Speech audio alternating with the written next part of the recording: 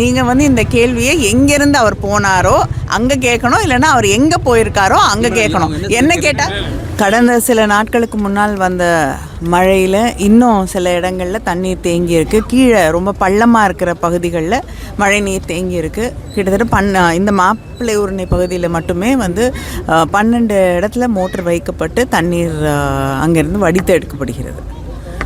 இந்த பகுதியில் மக்கள் என்ன குற்றச்சாட்டு பண்ணுறாங்கன்னா, சட்டமன்ற உறுப்பினர் வராங்க, வந்து பார்த்துட்டு போயிடுறாங்க, எந்த ஒரு நடவடிக்கையுமே எடுக்க மாட்டேங்காங்க, இப்போ தான் வந்து காலையில் மண் வந்து போட்டிருக்காங்க அப்படின்னு சொல்லி சொல்கிறாங்க.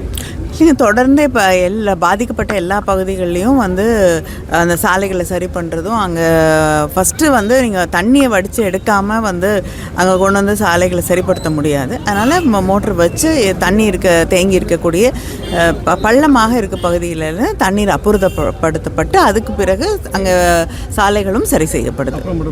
கலெக்டரேட்டுக்கு ஏற்ற பெரியசாமி மரத்தில் பார்த்தீங்கன்னா வீடுகளை காலி செய்யக்கூடிய அளவுக்கு கிட்டத்தட்ட ஒரு 5 ஆண்டுகளாக அந்த இடத்துல தண்ணி கட்டி இருக்குது. அவ்வளோ பேர் காலி பண்ணியிருக்காங்க.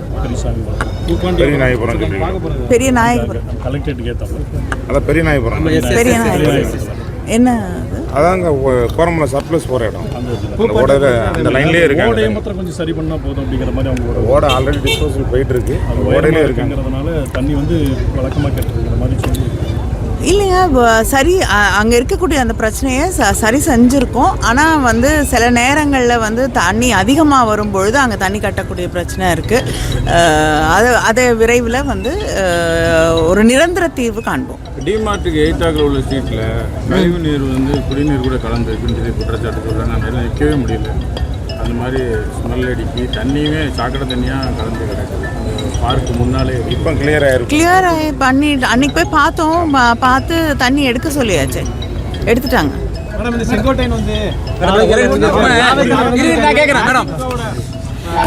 இருங்க ஒரு நிமிஷம். அவர் எங்கள் கட்சியிலேருந்து போய் சேரல. நீங்கள் வந்து இந்த கேள்வியை எங்கேருந்து அவர் போனாரோ அங்கே கேட்கணும், இல்லைன்னா அவர் எங்கே போயிருக்காரோ அங்கே கேட்கணும். என்ன கேட்டால்